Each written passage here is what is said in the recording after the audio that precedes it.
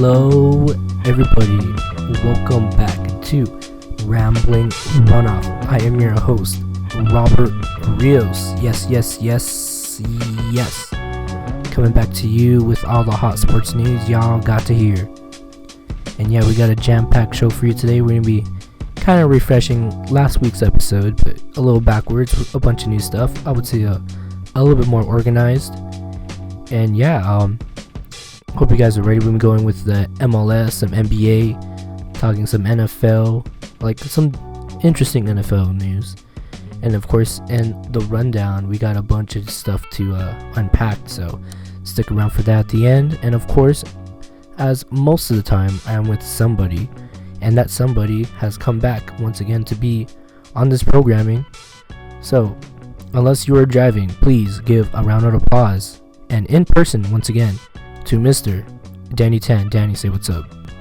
What up, everybody? Thanks for having me back, Robert. No, yeah, of course, dude. I mean, I think last week was okay. I mean, we're still improving on our production here, but how have you been, man? It's been a week now, almost. Yeah, I've been pretty good. I mean, nothing much to report. Just working. I wasn't able to head out to the golf course or to the driving range this past weekend. It was raining, but it's been pretty good. What about you, Robert? I mean, I've been alright. Yeah, the rain's kind of been sucking, so I mean, it's whatever. You just kind of gotta fight through it, I guess. But yeah, I don't know. I haven't been doing much. Same, man. Same thing over here. I mean, it's all good in the hood. I mean, I've just been going to work, so I mean, it's all right. But you haven't done anything interesting the past week? In the past week, I have not. No. Yeah, not much to report. No, sir. Yeah, put in the comments if you did something interesting this past week. Let's catch up with y'all. No, yeah. Oh my, kicked my table. But yeah. I don't know. I'm blanking out. I don't know. I haven't done nothing interesting. I feel ashamed. That is what it is, man. If we did something interesting every week, we'd all be broke. Are you sure? Yeah. I don't know. I feel like I should be doing something. Why are you making me feel? Was it existential? Is that the existential crisis? Yeah. You in an existential crisis? Yeah, like right now. Quarter life crisis? Like right now. Come on, man. Damn. Nah, I just can't. you eat something before this? You eat something a little funny before this? What's going on? I had like leftover pizza. Ooh, what was in the pizza? Well, it was like pineapple and like jalapenos, but I took that shit off. Damn. You took all the toppings off? Yeah, and I just left the pepperoni. Oh, okay. Alright. What is that? Is that another thing? My man hates Hawaii. Took the pineapple I don't off. hate Hawaii. Chill. That's what it sounds I took the jalapenos off. What does that mean? So you hate Mexico. Shut up, fool. Anyways, yeah, we got a good show to unpack today, but I mean, like I said, we kind of doing things in reverse, but it should be good still. I don't know. How do you feel about today's show, Danny? Yeah, I feel like we got a lot to cover as always. We'll do our best to cover it all. But like Robert said, MLS, NBA, NFL, handful of things in the rundown and the warm up. Yeah. So yeah, let's sorry, I'm trying to do like 20 different things. It says that my mic is not connected properly. I'm trying to fix that, but I think I got it now. It's recording. We're good. But yeah, let's start rambling. How you betcha? Is that what they say? Is that a saying? I don't know. I feel like they just came off the dome. It did kind of. I think it's like Canadian thing. I don't know why. When they're Canadian, just came out of nowhere. Oh, come on, man.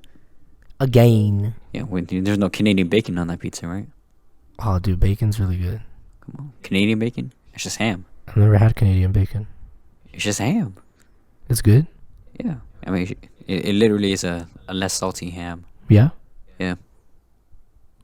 Oh, okay. Well, maybe next time I'll try it on my pizza. I mean, I'm a meat lovers person. Oh, go ahead and try it, man. All right. How about we Try it on start some getting into poutine. the sports rambling? How about that? Okay, let's get into it. All right. So first up on this week's programming for Rambling Runoff, as I mentioned, doing a little backwards from last week. So we got the MLS first, which I'm gonna go in through the score lines, and we'll kind of give some detail on what happened there. First up, we had the reigning champs playing at home for the first time this season, LAFC going up against the Portland Timbers, in which they were victorious 3-2, in which the team were able to get their rings. They had Gareth Bale out there. They had Will Ferrell. They had I'm forgetting the guy's name. It was the goalie that broke his leg in the final. He was out there. We had the three goals from LAFC came up from three different people. We had a Chiellini, which apparently was his first goal in the 24th minute. Carlos Vela was able to get a penalty kick. Then a Poku in the 52nd. So they were up 3-0 throughout most of the game. And then, with about 20-30 minutes left in the game, Portland kind of gave a late comeback in the 62nd minute. Evander scored.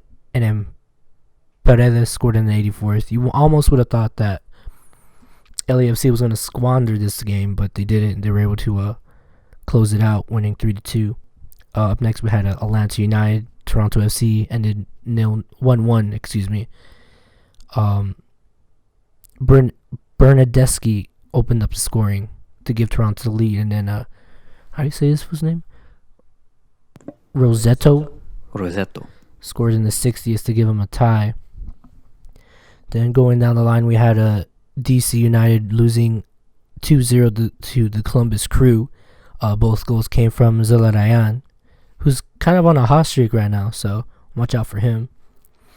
Inter Miami won 2-0 against Philadelphia Union, which Miami's looking pretty good right now, so you got to watch out for them. They had Philly, who arguably is probably my pick to win it this year, go toe-to-toe, and they goose-egg them, so good on them. There was a sick goal by, I forget his first name, but he goes by Taylor in the 70th, Danny. So basically they passed him the ball, he bounced off his chest, he didn't even let the ball hit the ground, bounced it off his chest, came down, one-timed it for a goal. Well, what was this off of? Off a corner kick? Nah, it was a pass, it was kind of like a lob, bounced off his chest, and then You rolled in the goal? no, he kicked the shit out of it, one-timed it. I see. Back top corner. Oh, wow. Yeah, dude. Like some FIFA shit. Damn. Yeah, dude, it was pretty cool. That's awesome. So if you guys have time, go look at the Inter Miami highlights. New England was also victorious over a poor starting out Houston team. New England won 3-0. We had goals by Barrero, Bobby Wood, and Brandon Bai, who arguably will be sold sometime this summer, most likely. He's so good and he's so young. But I wouldn't expect New England to be making any type of offensive moves this year. I mean, in regards to them playing good, because they played Houston, who's just a dumpster fire already. We had some 0-0 games. We got New York, Red Bulls, and Nashville. Nashville has not a lot of goal yet this season, so that was the only positive from the game. We also had Orlando and FC Cincinnati goose-egging. I mean, Orlando's the defending U.S. Open Cup champs. I expected them to do a little bit better, but it's whatever. Austin FC bounced back. They won 1-0 over CF Montreal.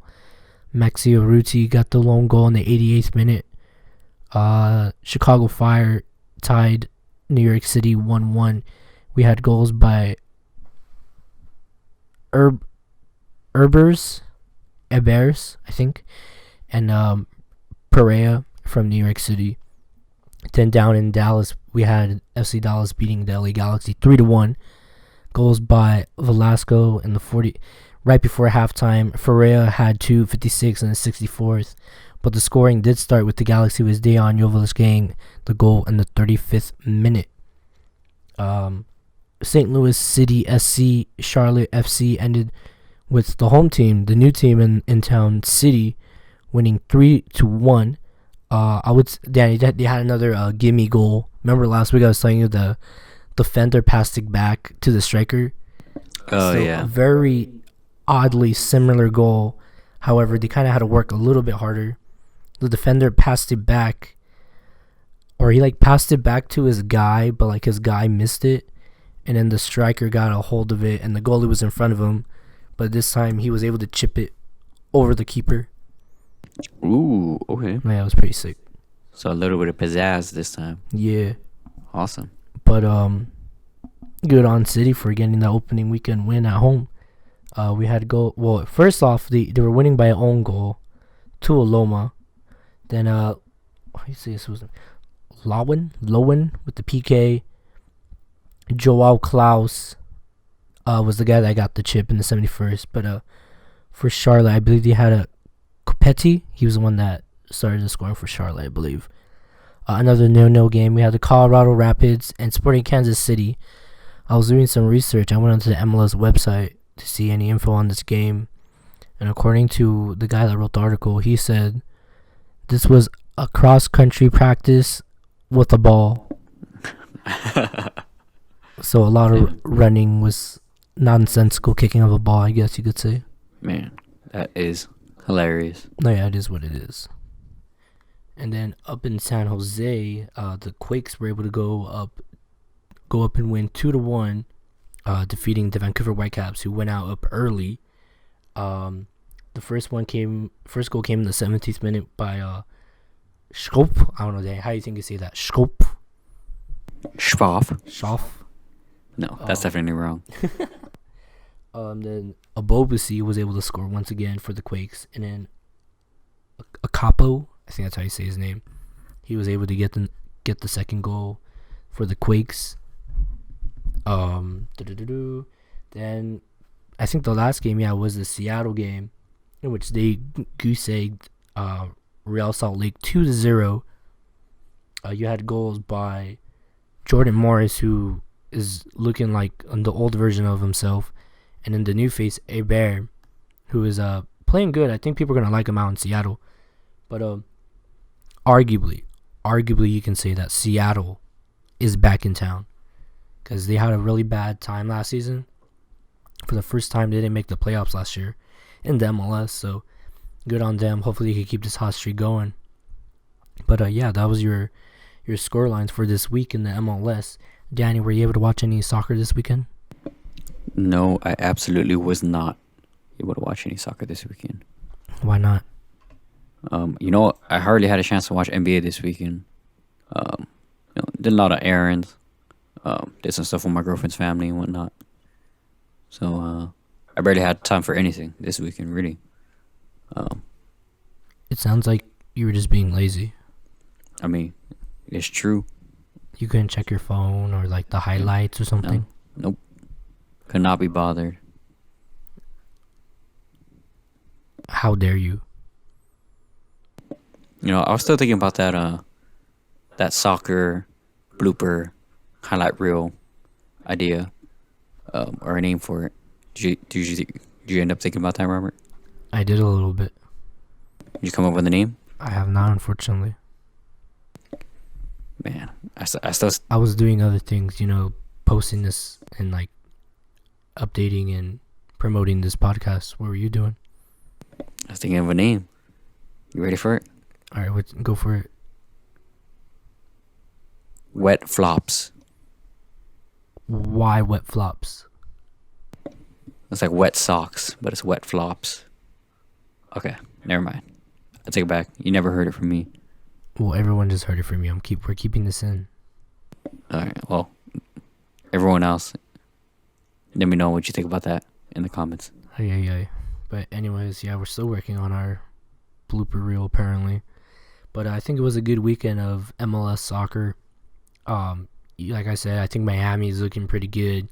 Seattle looks kind of scary. Let me see. Let me get the list of teams again that I got on here. I don't think y'all gotta be worried about St. Louis. I think it's just because they're facing competition that just isn't ready yet. And come on, you got those first two goals that they've had are just lucky goals, honestly. Look up for Atlanta. I think Atlanta's gonna be trying to get back into that hot seat and get some wins under their belts. LAFC is looking fresh. Watch out for Nashville. I think Nashville's gonna try to finally get over the hump and get into the playoffs like in a dominant fashion. I don't know, Danny. Out of all the teams that I've mentioned here, who do you think looks good? That's a great question. Now I wish I knew. Well, just pick a city or a team, bro. It's not that No, hard. I used to have a little soccer ball. One of those little tiny, like target balls. It was Columbus Crew, so I'm gonna pick that. Columbus Crew. Goose Egg, DC United. Oh, okay. There you go. Finally, Danny said something soccer related in this 12 minutes or so that we've been talking. How dare you? But yeah, I'm looking forward to this upcoming week of games. There are a good amount of games coming up. I think it's another full slate of games on Saturday. I think there's one game on Sunday. Yeah, there is one game on Sunday. So coming up, we got Kansas City against LA Galaxy, Charlotte and Atlanta. That should be a good local game. Vancouver and Dallas, DC and Orlando, Cincinnati going up against Seattle. Let's see if Seattle is for real. New York versus Miami.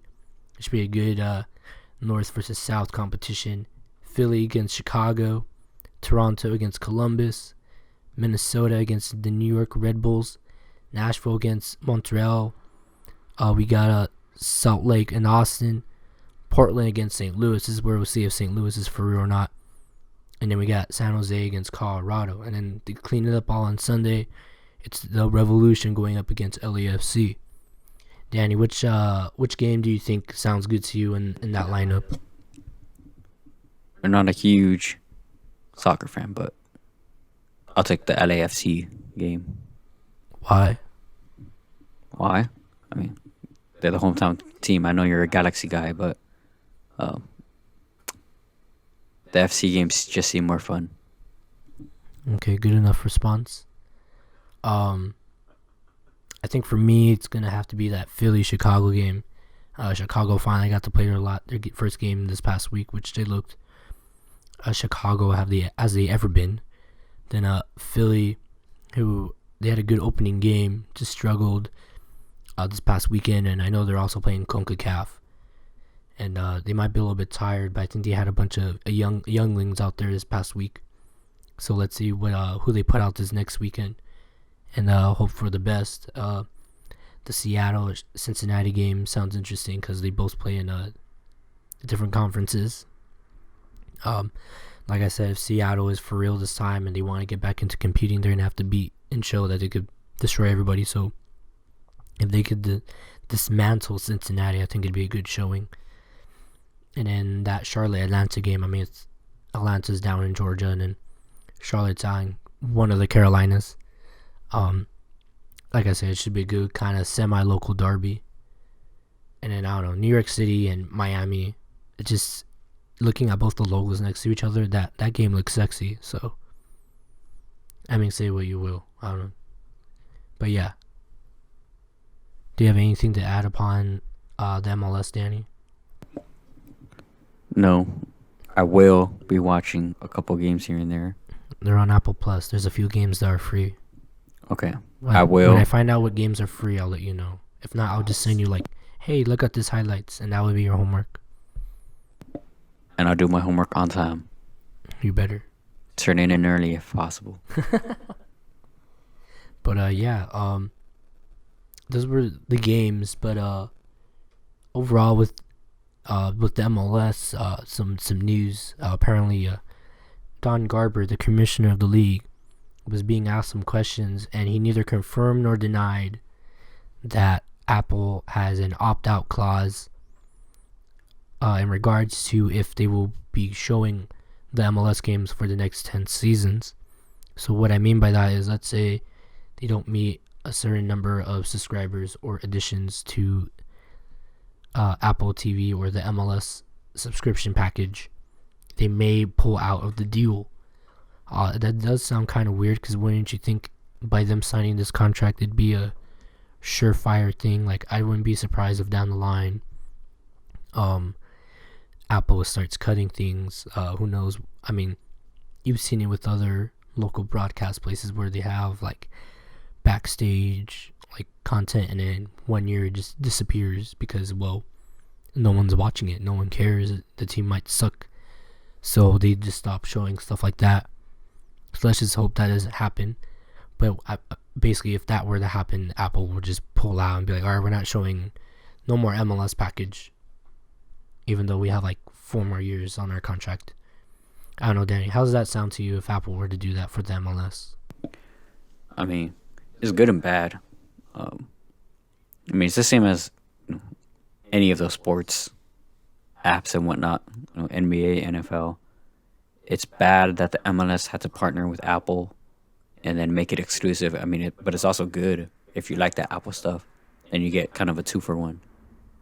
But it's horrible if they have an opt-out deal. All of a sudden, the MLS doesn't have the infrastructure to broadcast their own stuff. They have to maybe like bounce back to like ESPN or another one of those broadcast companies and whatnot.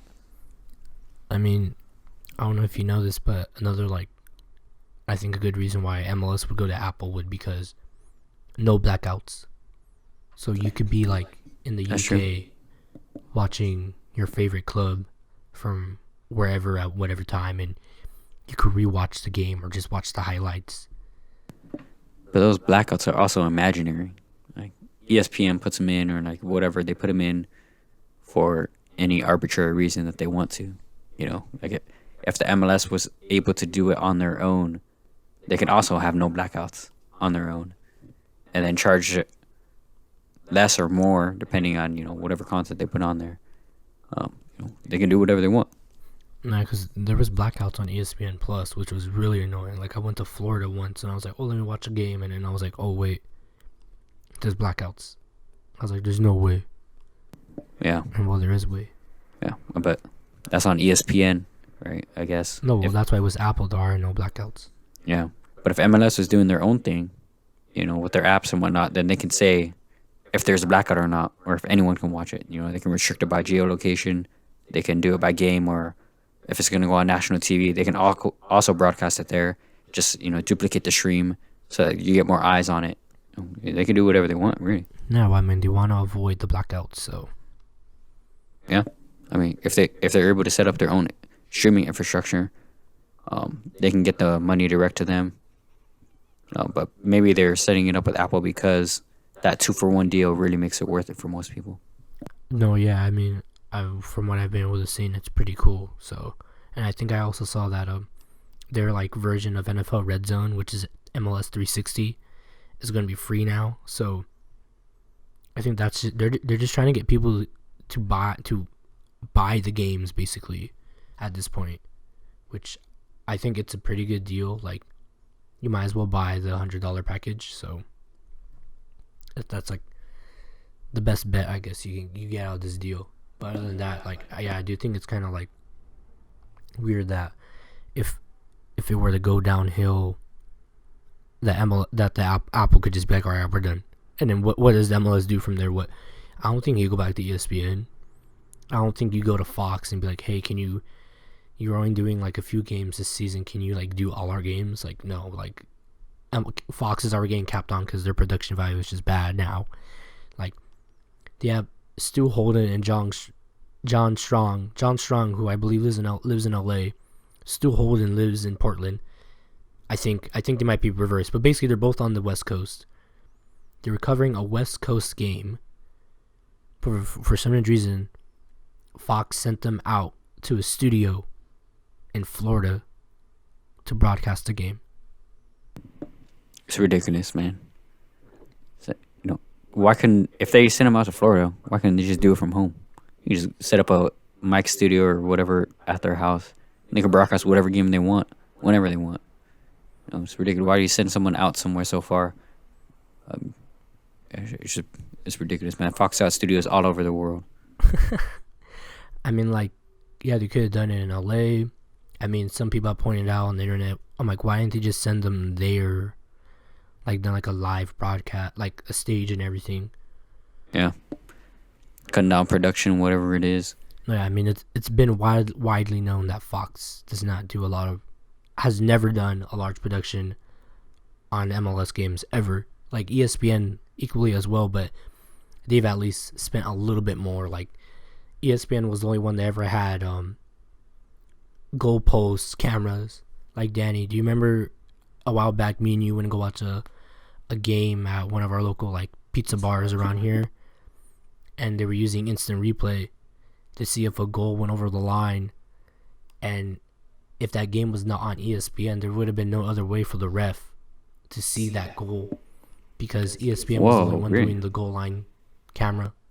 Wow, I did not know that. But yeah, I do remember those goal cameras. I did not know that they would not have it. Yeah, if someone was not like broadcasting a that way. normal regulated thing. Like, it's not like an everyday thing. Wow, that's crazy. That should be an everyday recorded and streamed. Well, because it costs a lot of money. Yeah, I mean, MLS and MLS, man. They got money somewhere. They got to put it up, No, yeah. If it wasn't clear, not sponsored by any of the things Robert had just said. No, yeah, of course we're not sponsored by nobody, but speaking of sponsorships and getting money, in regards to this Apple deal as well in MLS, apparently Don Garber also, I believe in that same interview, said they're gonna try to pull some strings in regards to getting a one Lionel Messi. They're probably gonna have to hope that Apple money paycheck comes in quick or whatever, because basically I think they're gonna try to get that second coming of David Beckham and try to get more eyes in the league. I mean, he'll be like, this will be like Pele coming to the US version 2. It's fucking Messi. That would be insane. I wonder how big the contract would have to be to even get him here, and what team he would even be able to land in. Well, right now it's rumored it's going to be Miami. Wow. I mean, David Beckham owns Miami, so. I mean, he could see the stars in LA and just land in LA for whatever other business he's got in the area. The same reason LeBron came to LA. I don't think we'd be able to get him. I don't think any team, and even I don't even think the San Jose Earthquakes be able to. Well, they were never gonna get nobody, but I don't think either of the two LA teams were going to be able to vie for him. I think it's been a long-standing rumor. It was even like fakely confirmed during the World Cup. Like, even the Fox broadcast was like, "Oh yeah, we're hearing that he's signing with Miami," but now news is breaking out that he's not going to re-sign with PSG. So if they have to, they'll pull some strings. Cause I think the highest paid player in the MLS is like at 10 million. I'm not sure. I have to double check. Highest. Man, 10 million, huh? Paid player in MLS. Christian Benteke. Who the hell are you, bro? You're joking. Oh no, it's Insigne at 14 million for Toronto. Wow, 14 million. Then it's Shaqiri for Chicago. Then third, it's Javier Chicharito Hernandez for LA Galaxy. When was this written? 2022. Yeah, sounds about right. Yeah, Insigne, because I think he came from where did he come from? Napoli, I think. He's an Italian guy, so. And they also have Bernadeschi. And yeah, at some point, I think even Gareth Bale was somewhere up there. Oh yeah, no, yeah, it is Bernadeschi. 3 million. Because Javier was at 6 mil. Shaqiri was at 7 million. I don't know how to say it. 7,350,000. That's an insane number. No, yeah, and that's not even that's his base salary. His guaranteed compensation is like 8 mil. Man, that's crazy. Yeah, I mean, like, compared to I don't know how much Messi's getting paid right now, but I think that's still pennies, huh? Yeah. But yeah, I mean, hopefully they'll pull some strings and see what happens.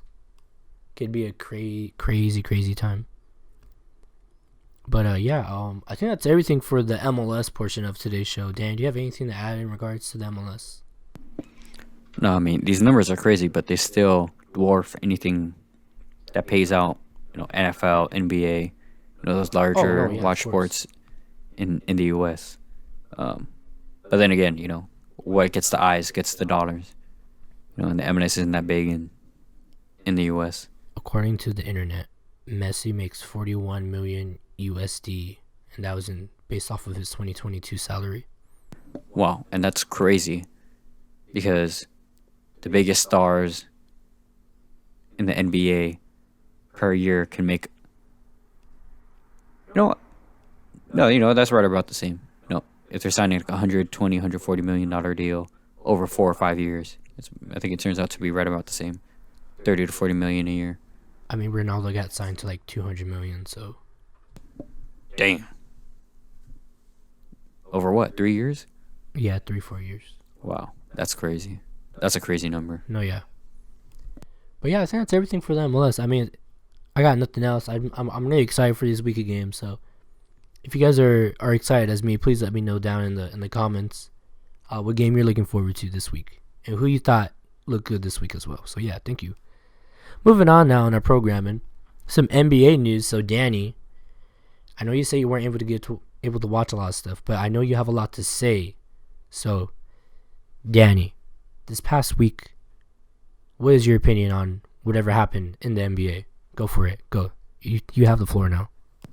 Well, last we talked, Kevin Durant made his debut on Wednesday of last week with the Phoenix Suns. And since then, the standings have shooken up a little bit. There's been a little bit of controversial news here and there concerning one major player, Ja Morant, putting a bunch of shenanigans. But really, the standings they've kind of stood the same. I think the biggest thing to cover is that Milwaukee overtook Boston to be the number one team in the league. The Denver Nuggets are still the number one team in the Western Conference. And really not much is shaken up too much standing-wise. I guess for our side, being LA-based, the LA Lakers have moved from 13th to 11. They are tied with 1, 2, 3, 4 other teams for 9th through 13th place. So depending on how things shake up in the next week or so, the Lakers could be in the play-in, and if they do even better, they can secure themselves a playoff spot because they are still only 2 games away from the Dallas Mavericks, who are the 6th seed. Other than that, Damian Lillard has joined the scoring and the MVP conversation. So the leaders of points per game this season start with Luka Doncic at 33.4. Following behind by 0.1 is Joel Embiid at 33.3. Damian Lillard ends up being number 3, following his great performances in the last couple of weeks, with 32.4. Giannis Antetokounmpo comes in at 31.2, and he's tied with SGA, Shai Gilgeous-Alexander, who also comes in at 31.2. Yeah. What about you, Robert? What's your opinion on Durant's debut and or any of the news in the NBA? I mean, in regards to Durant, he blew everyone's expectations out of the water, I think. I know me and you had like a really good discussion about it last week because we weren't sure what was going to happen because you were saying like, oh well, now he's just running around going to team by team. But let me see. With him in the lineup, the Suns posted a perfect 3-0 in the week, with Durant fitting seamlessly into the Suns offense. I guess he averaged 26.7 points on 69% shooting from the field and 54% from three-point range. Devin Booker and Kevin Durant have a combined for 188 points in 3 games together. That is 4th most by a pair of teammates in their first 3 games together. The only pair of teammates with more are Wilt Chamberlain and friends, according to Elias Sports Bureau. In connection to the Ja Morant situation, with the Grizzlies having a 4-game advantage in the loss column, there's a great amount of uncertainty down there in Memphis. The team announced Saturday that All-Star guard Ja Morant will be away from the team for at least 2 games. The first was Sunday, a loss to the Clippers, while the NBA investigates a social media post in which Ja Morant allegedly, I haven't seen the photo myself, allegedly appeared to be holding a gun allegedly in like a club or something. So some strange activity down there in Memphis. So let's see where the West goes down, because Memphis is in second currently. Yes, Memphis is currently in second place.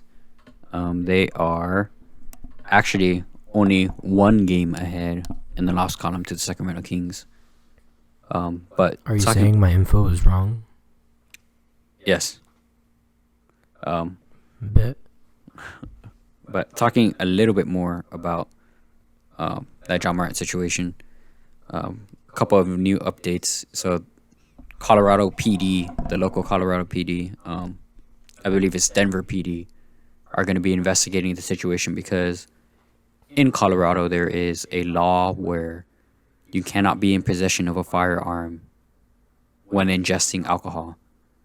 So this brings up a whole other legal situation where, you know, the NBA previously, I think the last firearm situation was like Gilbert Arenas, where he got a 50-game suspension for bringing firearms into the locker room. So if precedent stands, if Ja Morant had brought his own firearm onto the plane, into practices and or facility, to the game, if it was in the locker room and he just carried it out to the club, it's a minimum 50-game suspension, and that's not going to count any games that occur in the postseason, and it also makes him ineligible for games in the postseason, based on the rulings for previously for like Ron Artest and the Malice in the Palace issue. So this is a huge situation.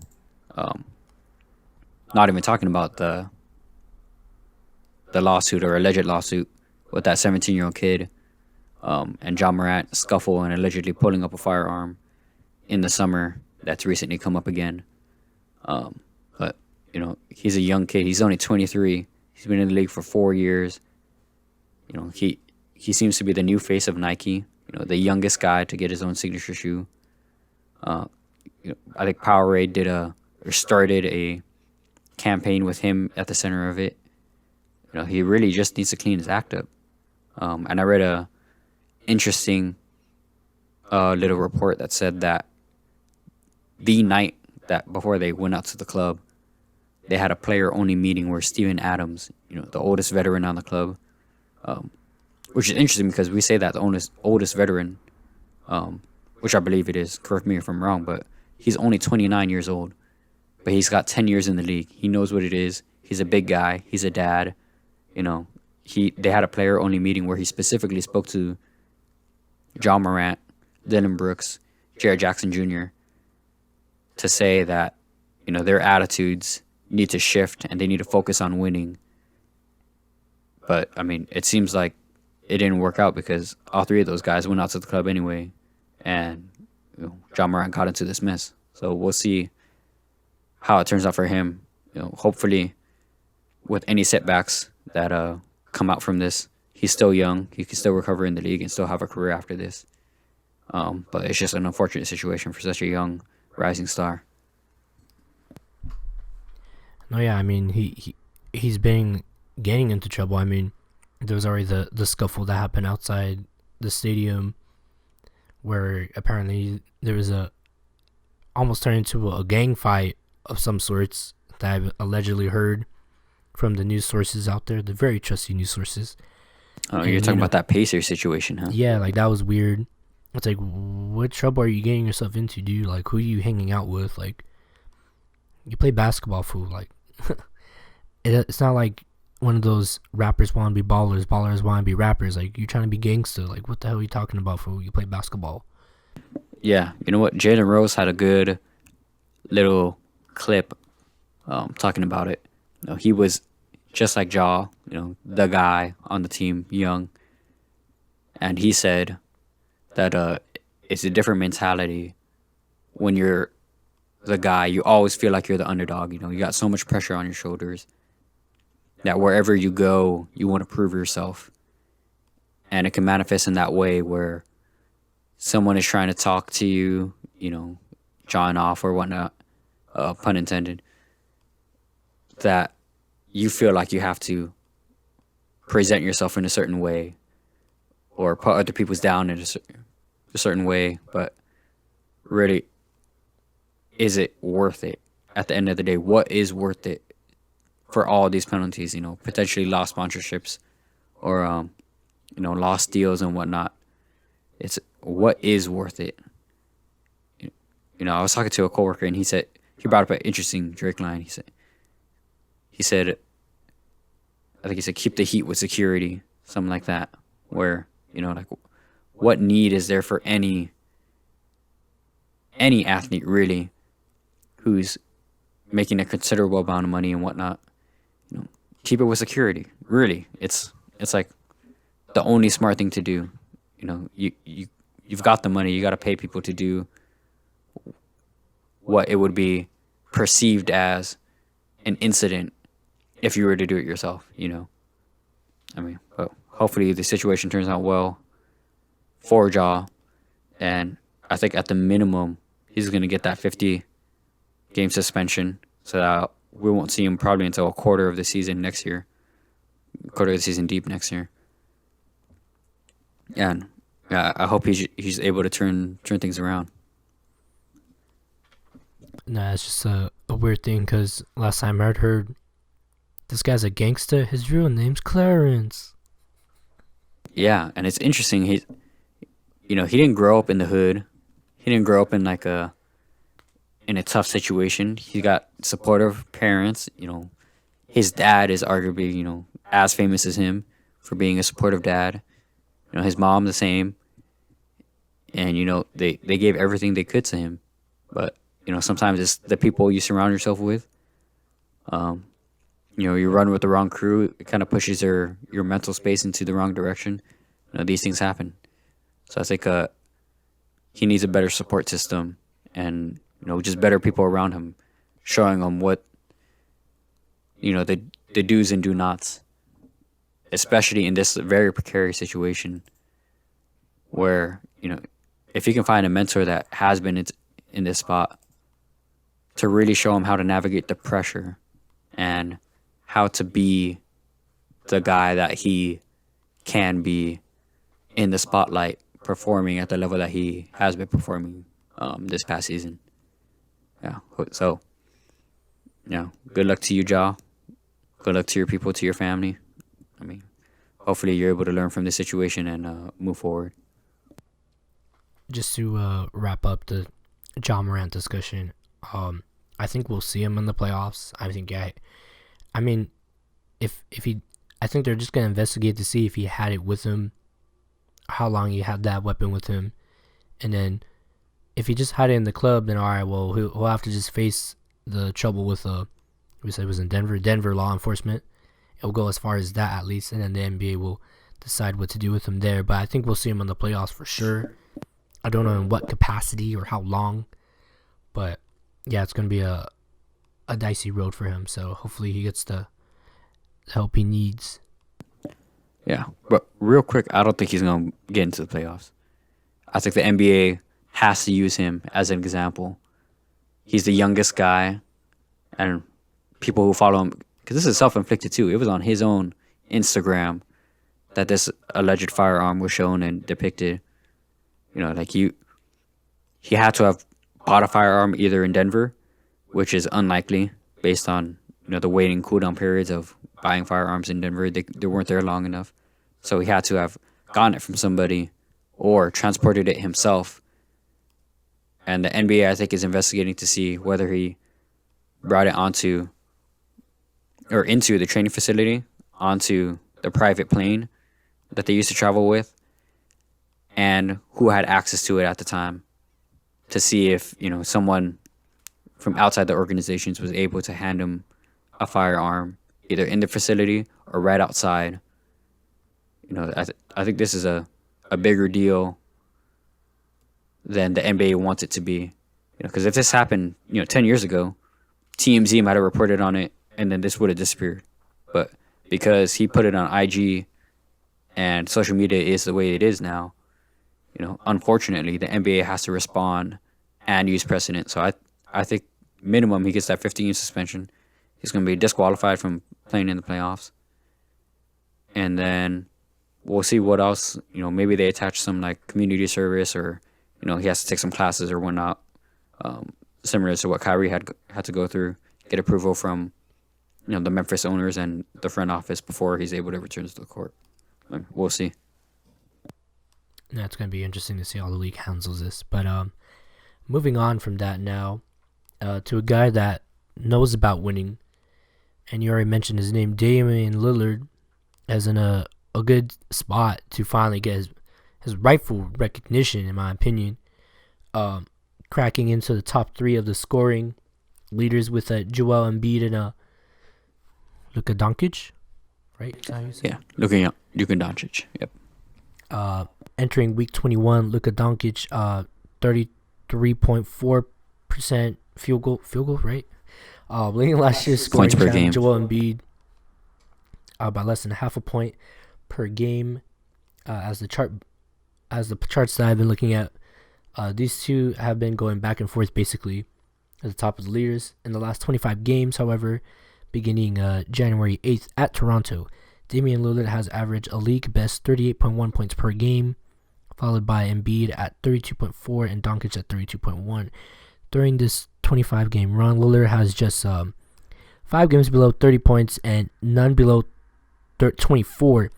He has 11 games with at least 40 points, including a 50-point game, a 60-point game, and his 71-point game from February 26th against Houston.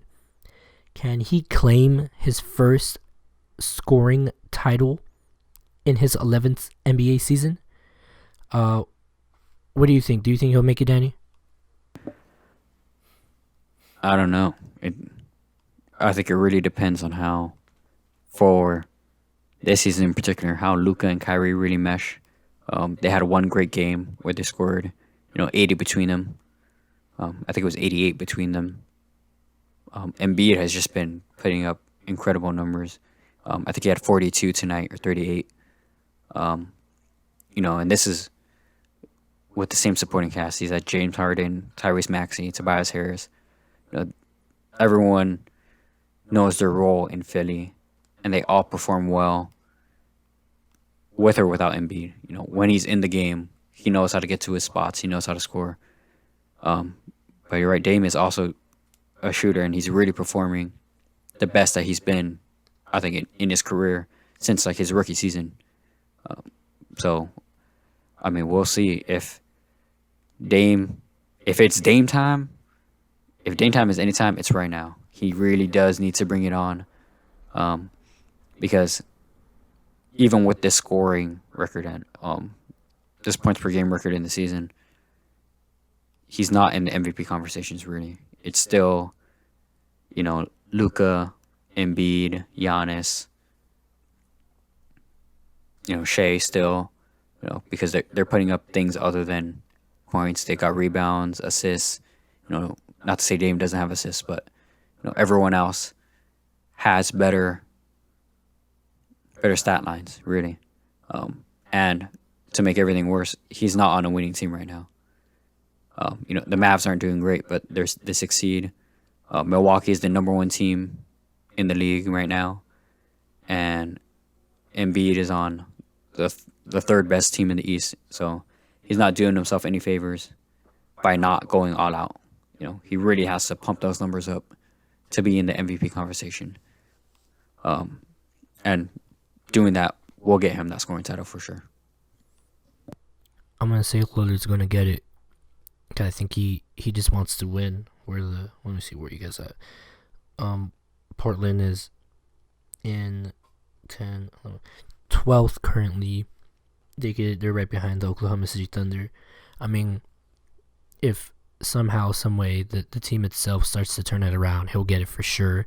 They'll start giving him the rock when he needs it. He'll start just being not scoring big every time. He's not gonna get 71 every night, but at least getting those 25, those 30-point games a night. Like he'll slowly but surely get there. Like I said, it's just being consistent. I feel like he's been the most consistent for the past couple of years. He just hasn't had support. People getting 15 plus points a night. Like if he had anything like that, that would help them win. But in regards to just the scoring title. I think he'll get it because he likes putting up big numbers. Embiid, like how you said, he's putting in a lot of hard work, but that's only because he's got to put more to hard work. He basically has to out hustle every single person just to get to that winning point. So, I mean, Doncic is good, but I don't know. It's going to be a long shot for him, in my opinion. Yeah, you're right. Doncic has sit out a handful of games, and Dame has really shot out the lights the past couple of games. He had that 40-point game when he was doing it with DeJounte Murray in the Hawks a couple weeks ago. And I don't think it's time for him to stop. The Blazers will be playing tomorrow, I believe. What game is that? What game? Against Boston. Against Boston? Yeah, so that'll be Wednesday, March 8th against Boston at 7:30 Eastern. And that's a tough game. That's a game that really tests more the composition of the team rather than the player. So if Dame is able to play well away in TD Garden, I think it'll really show who he is as an individual player. And if they're able to pull a win over Boston, it really shows where that Portland team is, standing wise, and show everyone that they're really a contender, even though right now they're sitting at 12th place. You said, right? Yeah. Okay. All right. I see you. Yeah. I mean, we'll see how it runs. Moving on here. Very quickly, I wrote down. I've been seeing a lot of rumblings of the New York Knicks, and like I said, you know a little more about basketball than me, but are the Knicks for real? I mean, they're a hot team right now. Julius Randle has been really just shooting the lights out for the Knicks. Unfortunately, Jalen Brunson's injured right now for that team, but RJ Barrett has really stepped into that role to fill the hole that Brunson has left. And another player, Emmanuel Quickly, has really stepped into another scoring role where, at times he can be a little inconsistent. He's really stepped up and provided a lot of production for the Knicks. Additionally, Josh Hart, who was acquired in the trade with Portland for Cam Reddish, all of a sudden, who they had to beg to shoot a three in Portland, has really been shooting the nights out. I think he's shooting like 60% or something like that for the Knicks. I think the Knicks are a great hot team right now, but I mean, we have to see in the playoffs the pacing changes. You have to duel back and forth. We'll see how they turn out. I think they're solidly in the 5th seed currently in the East. Yeah, they're 2 games above the Nets and 2 games below the Cavs. So they're solidly in the 5th seed. I mean, I say solidly. There's only 2 games in between them. But, these hot teams, I mean, even Sacramento in the West, they're a great team. They're a great fourth quarter team. But when that pacing changes, it really shows which teams can make it a good drive and which teams are really contenders. Alrighty. With that, I'm just going to run through some games for this week. Nationally televised spotlight. We got on Thursday Golden State at Memphis, 7:30 p.m. Eastern on TNT. Saturday Golden State at Milwaukee, 8:30 p.m. on ABC. And then on Sunday we got New York at the Los Angeles Lakers at 9 p.m. Eastern on ESPN. So make sure you go catch that. If you're lucky enough to have NBA League Pass, you catch Portland at Boston, 7:30 p.m. Saturday, we got Sacramento at Phoenix, 9 p.m. Eastern on League Pass. And then wrapping it up on Sunday on League Pass, we got Brooklyn at Denver, 3:30 p.m. Eastern on the League Pass. But Dan, do you have anything else to add on in regards to the NBA? Yeah, if you guys are fortunate enough to have League Pass, Sacramento is a really fun team to watch, and I think that Sacramento-Phoenix game will be really fun to watch. You'll be able to see KD, D-Book, Chris Paul, and a really young Kings team that's very, very exciting to watch. They're the number 1 offense in the NBA still. I mean, that'll be a great test for the Kings as well, to play with a team that has contending players and has a new composition with an all-time scorer. Yes, that wraps up our NBA news for this week. Moving forward, we're going to go into the warm-up, Danny.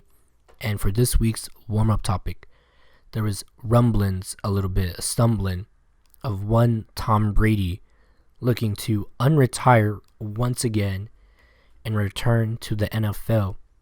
So there was, let me see, what was the show? Rich Eisen show. He was hearing reports that supposedly scouts from the combine were hearing mumbles and rumors that Mr. Brady would be willing to come back and play for a little bit longer, and one of his sights was to go down to Miami Beach and play with the Dolphins, in which he quickly went onto Twitter and said, and I quote, "Anyone who thinks I have time to come back to the NFL has never adopted a 2-month-old kitten for their daughter." End quote. So I think you could say he quickly shut that down. But just due to the fact that supposedly, allegedly, NFL scouts were saying these things, I think it'd be ridiculous that such a rumor would exist, because why would he do that? Why would, in his right mind, would he retire, then unretire, then spend 3 years in Tampa Bay?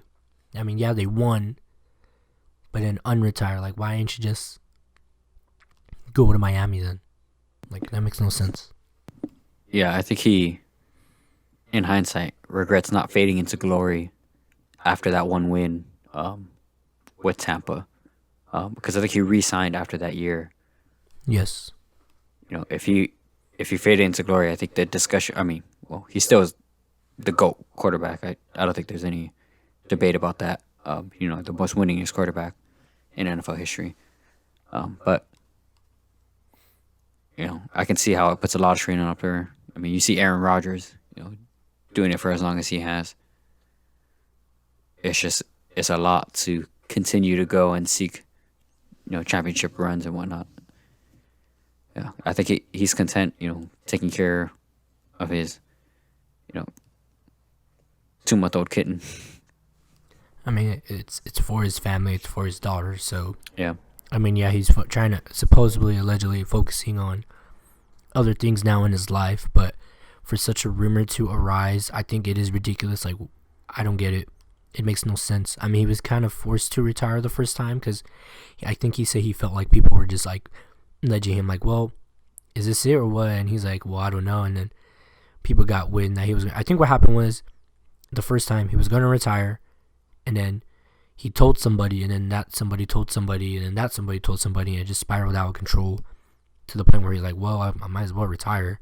And that's what happened. He even said, he's like, yeah, I kind of just did it just because everyone was telling me to do it. And everyone thought I was going to do it, so I just did it. And I was like, wait, nah, I should actually just play a little bit more, because I feel like I could do it. But then look what happened. Kind of had some family issues. And like I said, yeah, he didn't fade into glory. I mean, yeah, he's probably arguably one of the best quarterbacks of all time. But I mean, why would you come back again? Like, for example, people that have done that in the past rarely find success. I mean, he was lucky enough to do it. He was able to get his good old friend Rob Gronkowski to unretire. Wow, ain't that a shocker? Yeah. But yeah, like you wouldn't expect him to do that now, considering he even actually went on social media and said, yeah, I'm done this time, for real. So it'd be like, well, you're now I don't know what to believe. Like, I don't want to believe you. Like, I don't want to believe it. Like, I wouldn't be surprised if, like, in the next 2 months, he's like, oh yeah, I'm back, and he's playing in Miami. So those scouts weren't lying. Like, this is not bullshit. Yeah, you know what? Thinking about it again, I think the initial retirement was to pull some pressure off of Deflategate and, you know, all that controversy around him and the cheating and whatnot and switching out of balls and whatnot. But yeah, I think you're right. I don't know, you know, that the rumor mill is always gonna punch out what gets the headlines going, and it's always retirement, unretirement, whatnot, especially around Tom Brady. So I mean, he's gonna do what's best for him, or what he thinks is best for him. I think he's got a career in celebrity golf. So it seems like he's a great golfer, and I think he's got a business on. He's got his own businesses and whatnot, but as an entertainer, as a golfer, as a commentator, I think he can do a lot. So I don't think he has any reason to go back to the NFL, potentially get hurt. I think it might just be too much strain for him. But I mean, we'll see what happens. I mean, the man's already 40 years old. I don't know who. I should look this up. I don't know who's the oldest current player right now. I don't think it's anything past 45, maybe, because I mean, it's not like in other sports where he just keep playing, because you could pick up knocks, you get nicked, and it's like, okay, well, now I gotta actually really be careful with my body and hope that it all ends well. What you find for me, Danny? Yeah. So after a quick Google search, it's Tom Brady. He's 45. Look, see, I told you. So I highly doubt he'd be able to make it to 50, because he'd have to be wearing a lot of pads. The O-line would have to be really good. I mean, if he were to go to Miami, I think they've... Okay, actually, no, I was about to say they've done a decent job, but technically speaking, Tua has had a rough time there, considering they had the misdiagnosis of his concussion, leading him to get more injured. It might not be a good move, in my opinion. I wasn't say the Saints need a quarterback, but they just recently signed somebody, which I'll get into later on in the rundown. But yeah, I don't know. I think it'd be foolish for him to come back. I mean, if you're gonna say I'm done, then just say you're done. Because I think, yeah, like that first time wasn't really him saying it. It was like everybody else was saying it for him, and he just happened to be like, all right, yeah, I'm done. But this time, he was on. Have you seen the video? He's on like a beach, and he's like, yeah, I'm done, guys. No, I haven't seen that video. But no, I think you're right. It seems like this time it's him not just saying he's done. It's saying, like, I'm tired. Like, this is it. I've had enough. Really. Yeah, I think he probably wants to focus, like, spending time with his family, which is respectable. I don't see an issue with it. But yeah, I think it'd be just really goofy for him to be like, oh yeah, I'm coming back now. Like, what? Like, you just left, bro. What the hell are you doing? Like, I'd be fairly disappointed if he were to do that. Yeah, the optics would be pretty bad. No, yeah, because then no one... I mean, what? The one guy that... There's only one person I can remember that unretired to win a lot, to actually be significant. And everyone might know him. Number 23. MJ. Michael Jordan. For the Chicago Bulls. Winning it 6 times. To go play another sport and then come back. Like I highly doubt you're ever going to see it again. Because I'm trying to think, like, who unretired and found success. Like, one, Landon Donovan has done that. He retired from U.S. men's national team. Then he retired from the LA Galaxy. Then unretired in 2016. And then retired. And then found himself playing in, like, I think in, like, the indoor soccer leagues. Or, like, Arena League. And then I think he ended up in Leon and Liga MX. To a tremendous support, surprisingly. And yeah, I'm trying to think who unretired and found success. Yeah. Other than MJ, I can't think of anyone else in sports history who's unretired and found that much success. Yeah, it's not coming to me. Dang it. Well, tune in next week and we'll try to figure it out. But yeah. Do I think he's gonna do it? No. Like I said, I think it'd be really dumb. It wouldn't make no sense at all. So, best of luck to Mr. Brady and his future endeavors, and hopefully that kitten lives a long and tremendous life. Yeah, all 9 lives.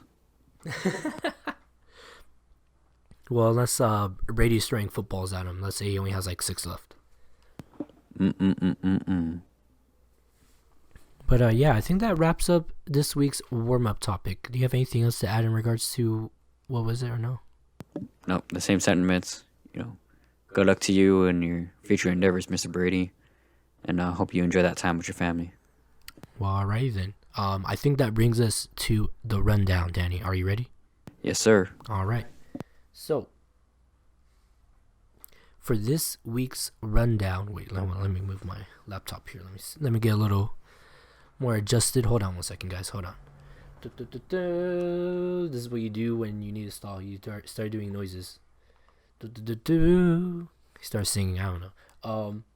In the rundown, we got some NWSL news. Not too big, but coming this week, March 15th, the NWSL will be featured in the only FIFA 23, which is cool because I think the women's game should be featured more in video games. I mean, it's televised around the world now. A lot of big clubs are starting to show it. I guess you could say women's international soccer is a little bit more popular than league play. Like I said, it still needs a lot of work in regards to its popularity, its societal impact. But yeah, this is a pretty big stepping stone in regards to the girls' game. So yeah, shout out to FIFA for putting the NWSL in there, which I thought they would have done a while ago. But nah, I mean, better late than never. So yeah, what do you think, Danny?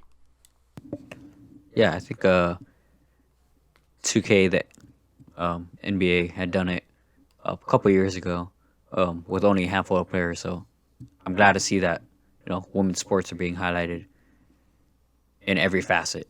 Like really, what are you gonna lose by putting professional women's teams into those games? You're only gonna get more exposure both ways, and just improve the morale between both men's and women's sports. So it's great to see.